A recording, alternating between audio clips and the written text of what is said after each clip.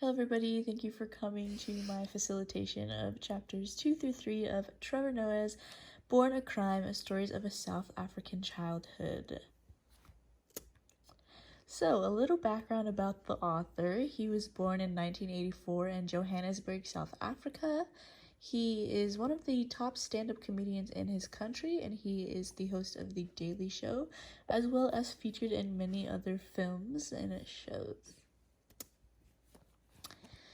So some current issues in the world that relate to the discussion question would be the protest due to police brutality and inequality.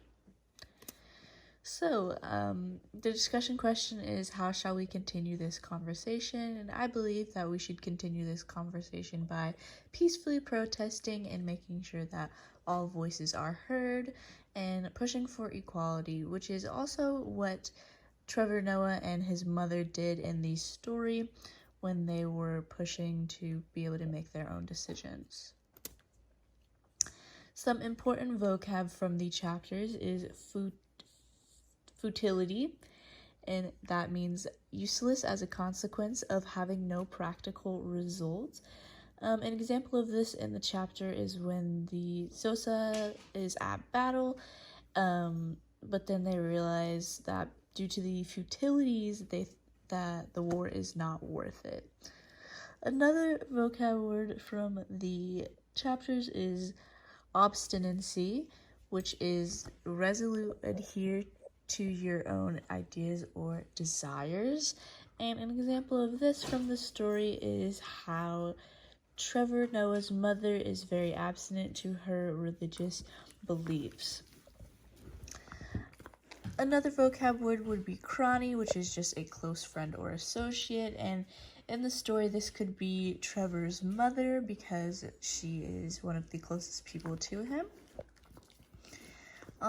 Last vocab word would be harangue, which means to address forcefully, and an example of this from the story is when the minibus drivers are driving the bus and they would harangue passengers as they drive. Some overreaching themes that we see in the story are racism. This is very prevalent with the segregation of races, as well as childhood memories. The memoir is all looking back on his childhood. And the lastly would be strength from faith and love. They look to faith and love to find strength through their troubling times.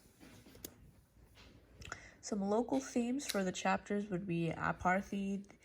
This is when they segregate all the races, and it's very prevalent in the first few chapters. Rebellion, because he's really emphasizing the fact that his mother was rebellious against the discrimination and being told what to do. And finally, the cycle of poverty, because when they are setting the scene, they show a lot about the poverty in South Africa.